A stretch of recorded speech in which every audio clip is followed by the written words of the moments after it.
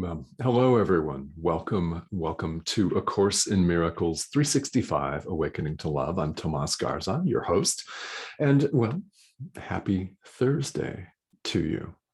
So before I launch into today's idea, which is really beautiful and should come to each and every one of us as a great relief, and I say should, there's no guarantee that it will, but I hope that it may. Before we launch into that, I just want to invite your questions and comments here on the live. So there have been several days here in the past week where there have been a lot of questions, and I thank you for that. I really appreciate that. I welcome your questions and comments here. One of the things that we aim to do as teachers and with shows here on Enlightened World Network is expand community. Quite honestly, create and expand some community. And A Course in Miracles, in fact, all spiritual practice, all spiritual study and practice lends itself to community efforts quite readily. And we're so blessed to have 21st century technology, the internet, Facebook, where we can send likes, hearts, we can share live streams, we can make comments, whether we're catching this live or on the replay. It's all a wonderful way for us to connect with one another. So let's do that, shall we? This is my invitation to you to do just that. Even if you just send a wave and say hi, that's awesome. So thank you for being here. Here we go. All right. So in the workbook for students in A Course in Miracles, we've arrived at lesson 138 today. So if you're just tuning in for the first time, well, welcome. You may or may not have heard of the workbook for students in A Course in Miracles. Now, if you have, great. If you've done it before, great. If you're in the process of it, fantastic. If you've never heard of it before, welcome. What this is a series of 365 ideas, which are bold typed statements. They're ideas about universal spirituality, about the truth of who we really are, that can be applied no matter where you find yourself in life, no matter what your spiritual background is, no matter what your current practice is. A Course in Miracles can either stand alone as one's sole spiritual practice, or it can serve as a very healthy and very helpful adjunct and augmentation to your current practice that may help you see your walk in a completely different light. So, lesson 138, heaven is the decision I must make. Yeah. Well, that's about right, isn't it? Heaven is the decision I must make. Again, if you're just tuning in, these ideas are very straightforward and deeply resonant. Heaven is the decision I must make. All right, so what is this? First of all, no matter what spiritual tradition you grew up in, I grew up in the West, here in the United States, in a couple of different rather fundamentalist Christian traditions. So you can bet that I had an image, a concept of heaven foisted upon me as a kid, one that I incidentally found lacking. So no matter what your idea of this is, it's seen very differently in A Course in Miracles than you may have seen it. It's a decision that we must make. Must. I emphasize that again. So it's not a place. This is straight out of the thought system of A Course in Miracles. If this happens to contradict something that you have been taught or told or may hold on to as a belief, that's fine. So There's no spiritual teacher in this world, an authentic spiritual teacher, that expects everyone to agree with him. I neither expect that, nor do I particularly want that. If you're having some internal dialogue with yourself as a result of these ideas, understand that they come from A Course in Miracles, which, as far as any of us is concerned, can be either adopted or not adopted by you. The workbook for students says right at the outset that some of these ideas you will, not may, but will resist actively. Why? The ego wants us to believe one way. So heaven in this thought system is not a place. It is an experience, rather. It's an experience of what? Of our oneness period, which means oneness with each other, oneness with everything that lives, oneness with God. What else, right? I know in your hearts this resonates on some level, whether you're consciously aware of it or not. I aim to show up and get you in touch with your inner teacher. Now, these ideas may be quite helpful in that regard. So, as an experience, it comes across in this world as a decision for us to make. Now, what do I mean by this? This is something that I've said throughout this live stream, and it's worth mentioning again.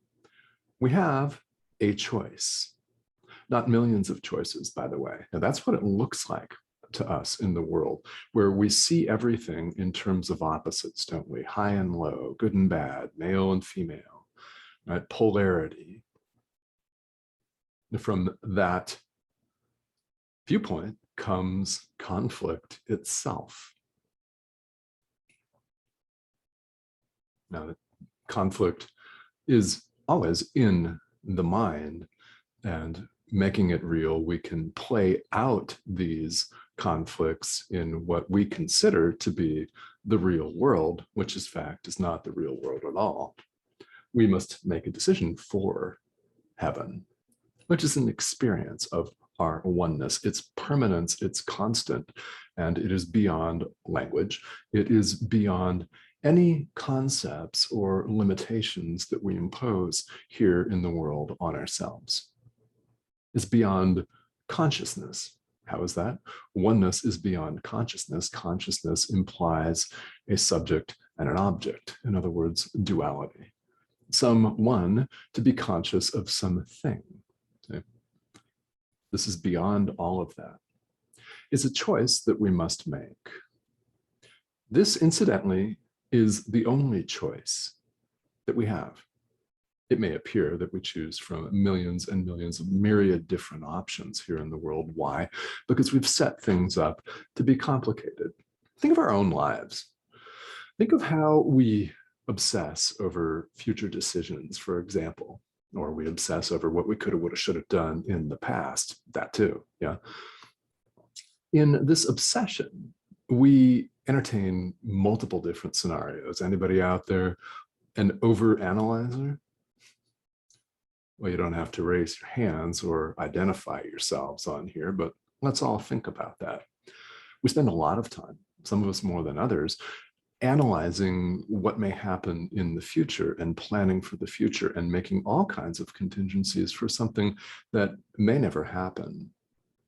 Now, when are we doing that? Well, we're doing that right now. The future's not here yet we're off anywhere but the present moment. The present moment's where we make decisions. When we decide for heaven, we're deciding for God. We're deciding for spirit, if you prefer, source, your higher self, capital S, yeah, our reality, oneness, love. That's the decision that we have. It's between love or fear. it may seem that we have millions of options to choose from. We go to the grocery store and look at the produce aisle. There are hundreds of types of fruits and vegetables. And some look great, some are shriveled, some obviously haven't been replaced for weeks, and others are brand new and fresh. And it looks like we have lots of options to choose from. We have one choice with two options. So here's the deal with that. One of them is real, the other one is not. And I'm certain you can guess which one is real. Love, God, heaven, the choice we must make. Why must? Because we all want to. Who wants to really, deep down, wants to continue this endless round of frustration and suffering? Is that what you really want? The experience of heaven is permanent and constant, and it is ongoing despite all of the experiences that we're having here in the world. Truth remains truth.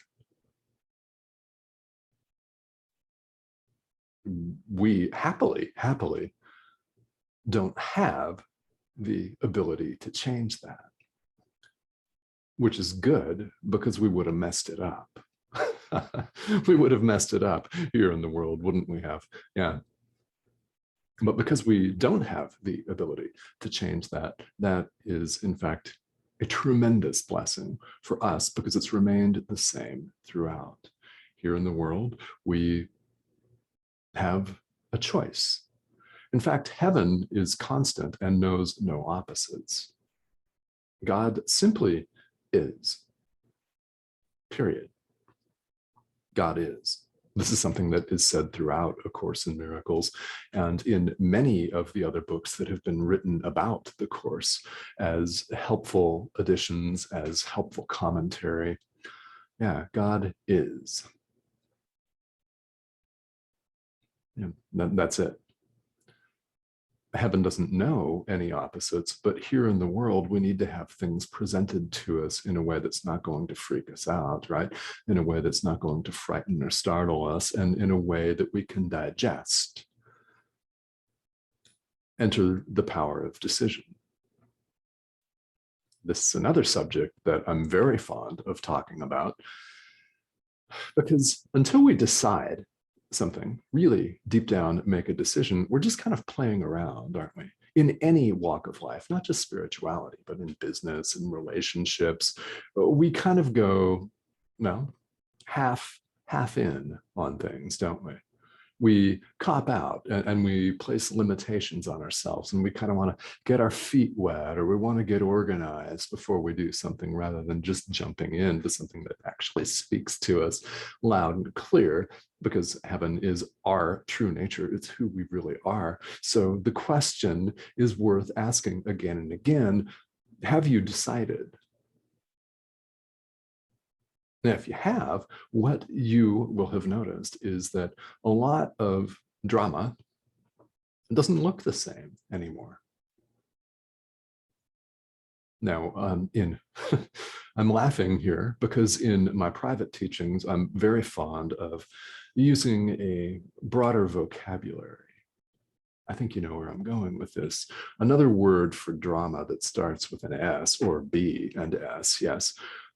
A lot of that stuff that we involve ourselves in starts looking differently, doesn't it? When we make a decision for spirit, for God, for our higher self, in other words, when we earnestly begin to forgive, when we earnestly begin a spiritual practice, we notice after a little bit of time that all of the things that once preoccupied us look differently. They may continue to preoccupy us for a while, but the acuteness of that may be lessened.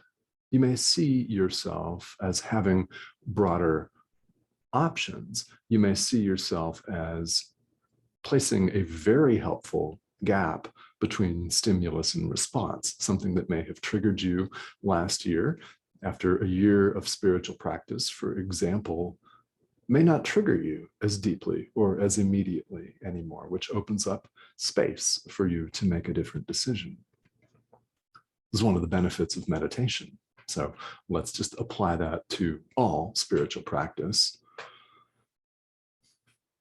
Yeah, this is something that can happen if you make a decision. You'll begin to see things differently. Why?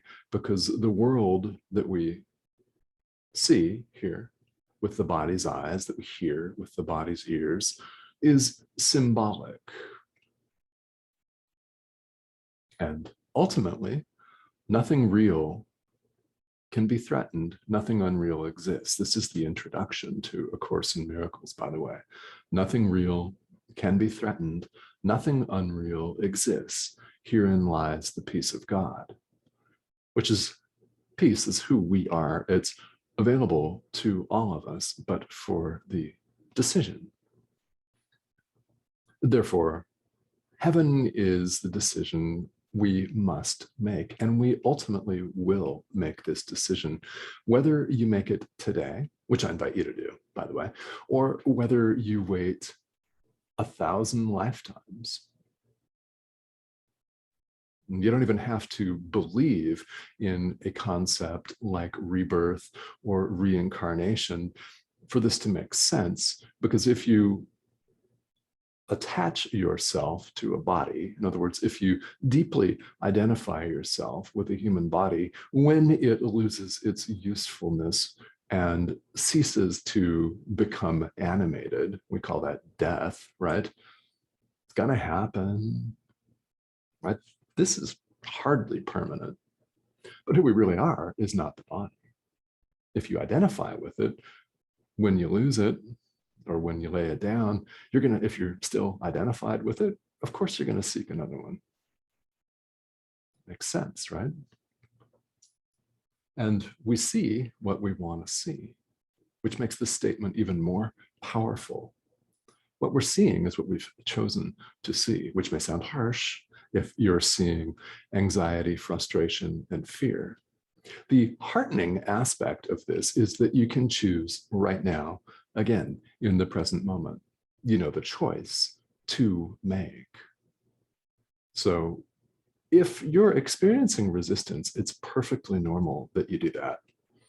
Really, it's part of the spiritual path, isn't it, to experience some resistance and think to yourself, oh, yeah, I don't know about this guy. You can question me all you want.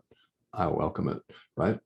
Because you know what that means? It means you're questioning the foundations of everything you now believe, which is what I want you to do. Yeah, that's what needs to happen. We'll continue to suffer. We'll continue to think that all of this is our reality unless we question it. We've got to raise it to question. This is part of what A Course in Miracles means by bringing illusions to the truth. We first begin by questioning them, don't we? So if this is something that you're in the process of doing, excellent. Yeah, excellent. All of these paths, whatever your spiritual path is, has at its core the aim for us to wake up. So we know the choice that we must make. And I absolutely encourage and invite you to do that today. And it's very helpful to hold in your mind the thought that this is in fact the only thing that you want. The peace of God, yeah? Awakening, enlightenment, call it whatever you want. Those are all just words. They're all just words for this constant, permanent experience, knowledge, as the Course calls it, of who we really are. Now, what we're aiming for here in the Course is to make this decision for ourselves, capital S, again and again and again and again, as many times as we can and must, and to remind ourselves when we go astray, when, not if, we go astray and begin to judge, begin to plan for the future, harbor attack thoughts against ourselves, against other people, when we go astray, to remind ourselves again and again and again and again and again, as many times as we can and must. And something that's very helpful, ask your teacher for help, whether you have a human teacher or not. Yeah, human or non-human, guide or guides, ask for help. Get in touch with your inner teacher. That is what I implore you to do, no matter what that looks like. None of this, you'll notice, is about demanding that people accept a certain belief system. No, this is about getting in touch with your inner teacher. So I hope that you may do that today. In other words, right now, in a way that's helpful and useful for you. If it helps for you to pray for assistance on this, do it.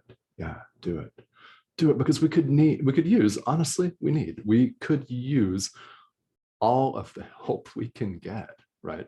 Happily, beautifully, that help is available to us. So we've got a number of you here on the live stream. I want to take these last few minutes and thank you for joining, say hello to you, and read some of your comments here. So thank you for tuning in here. And we've got Marcy. Hi, Marcy. How are you? Marcy and Stephanie, good morning to you. All right. Yes, Course in Miracles. And we've got Kristen, Bernadette. Yeah, thank you guys for joining in here. Hi, Bernadette.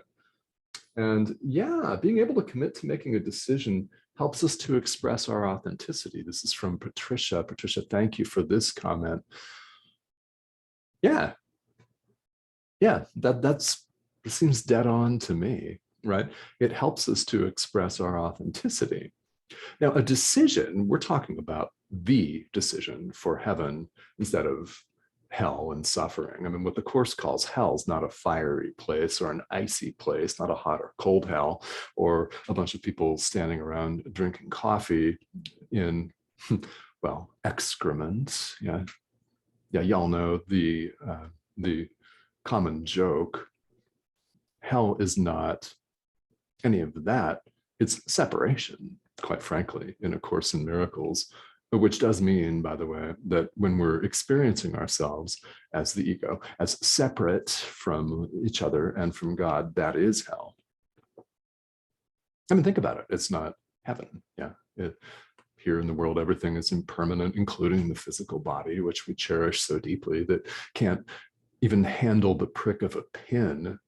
Yet we know we're going to leave that behind at some point, right? Maybe in 15 minutes, maybe in 70 years, I don't know. But there's a lot of impermanence here. Everything in the world is impermanent. Who we really are is constant and permanent, and has remained so despite all of our mad wanderings. And they are pretty crazy, aren't they? All right. So yeah, very, very good point. Yes.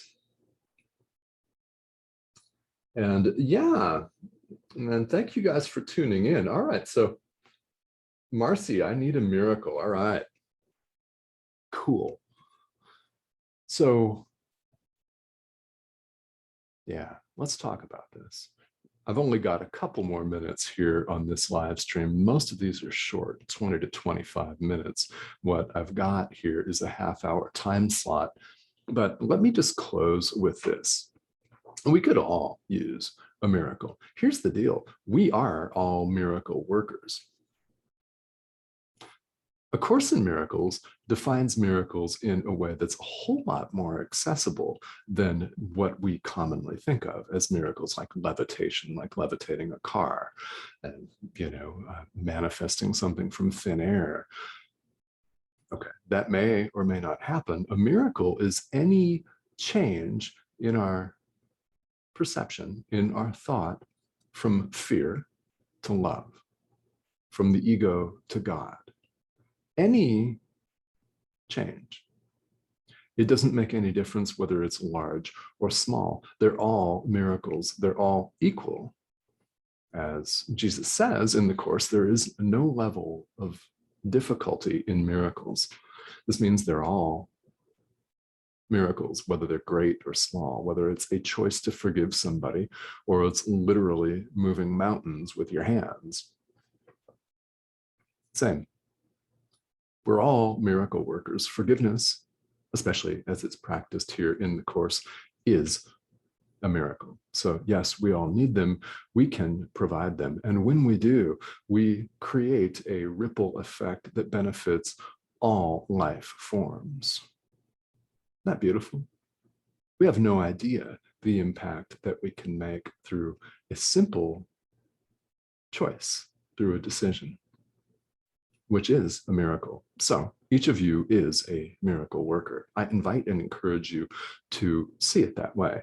And if this is something that you're interested in delving further into, please ask me questions here. A Course in Miracles has been the foundational centerpiece of my own spiritual practice for the past 8 years. And as I mentioned at the outset, I'm very familiar with Christianity. I'm familiar with Islam, Buddhism, shamanism, all kinds of different world spiritual traditions. And I'm choosing to practice this one, why it really speaks to me. So if it really speaks to you, there are a lot of opportunities to delve into this for further study. But I do want to submit, before I sign off here, each of us is a miracle worker. You are one. All right. So I invite you to lean into that. Ask your teacher, ask your guides what that means for you and how to move forward with it. And I will see you right back here.